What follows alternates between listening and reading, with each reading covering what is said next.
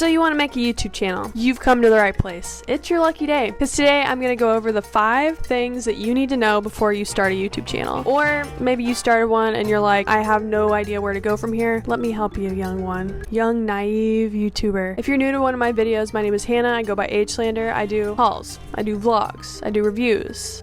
I do a little bit of everything and whatever I'm feeling, because life's too boring to stick to one type of content. Am I right? I started making videos more regularly for the last year. I feel like I've kind of gotten a groove now. What I've learned works for me, at least. I'm gonna let you in on 5 tips if you're a beginner on YouTube. I do want to just preface by saying these are just 5 simple tips, but sometimes the simple things are where you need to start. So, number 1.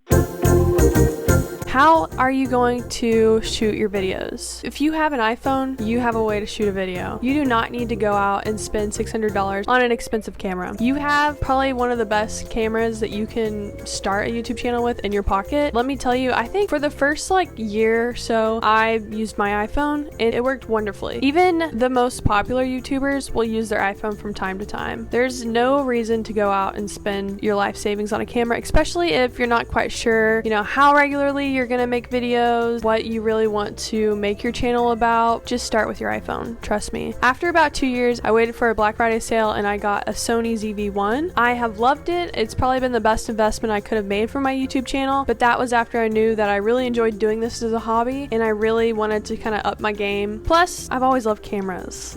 Just an excuse to buy a camera, I'm down. It'll up the quality of your videos and you won't regret it. Tip number 2.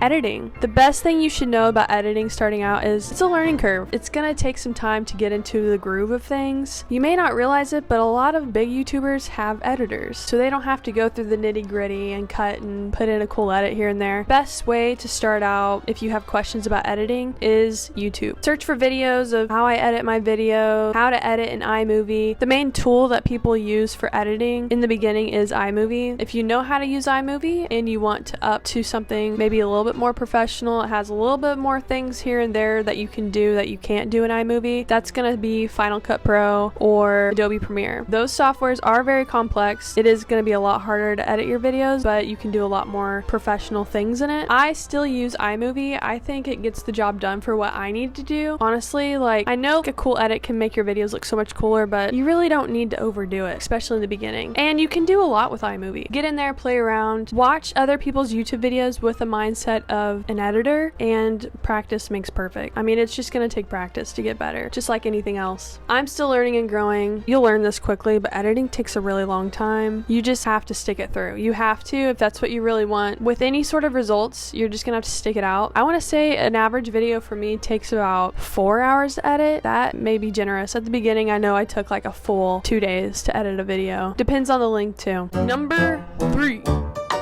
is music. And this one can be tricky. In the beginning with my YouTube videos, I started with just the YouTube audio library. It's a tool that you can use in the YouTube studio, which completely works and has a good selection, especially if you're just getting started. They've got sound effects and different sorts of genres of music. Now, besides the YouTube audio library, there are a couple other options you can go. The first one is also free. It's called Thematic. It was this next step after YouTube audio that I started using. What I personally use, and it is a subscription, so I do pay for it monthly, is Epidemic. Epidemic has been a game changer in my book. They have really good stuff. They've got cool sound effects, great music. It's always changing. There's always fresh stuff on there. You know, with the seasons, they've got Christmas music, they've got spooky music. What I really like about Epidemic is that you can download the entire file in sections, so that way if you just want like the bass or like the drums, you can just use that in your video. I still don't completely understand how people get away with adding songs, copyright music in their videos.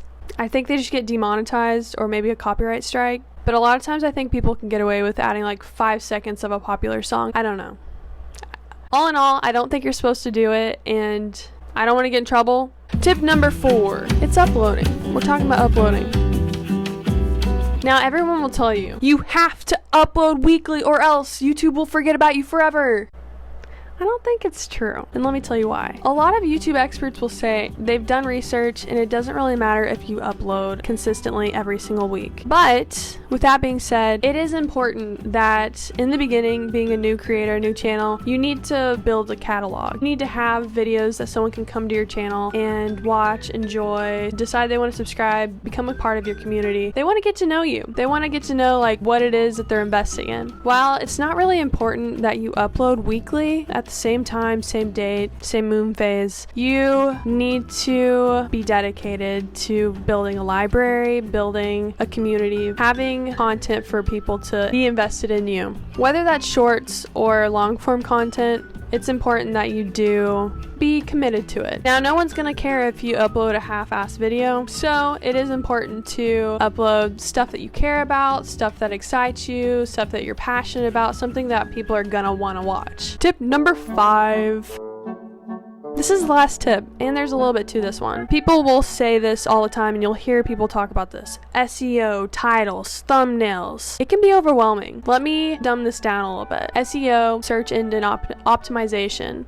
Your titles need to be the most important part of that video. What is something that is searchable that needs to be in the title? Say you make a video about a Target haul. You went shopping and you want people to see all the clothes you got from Target. You're not gonna make the title, I got new clothes. No one's gonna click on that. It needs to be, for example, something like Target 2022 summer clothes haul. Make sense? The most searchable things that people are wondering. You're not gonna click on a video that says, I got new clothes, especially if that person is a new creator. So it's important as a new creator to make searchable videos. No one's gonna watch a half-assed video. It needs to be something that you're enthusiastic about. Those are my 5 tips that you need to know if you're a YouTube beginner or you're just lost and overwhelmed with YouTube. While I myself am not a huge creator yet, trying to get there, and I'm learning more things along the way. Comment your favorite tip or maybe give me a tip. I need them all. I need all the tips. But thanks for watching, and I hope to see you next time. Bye!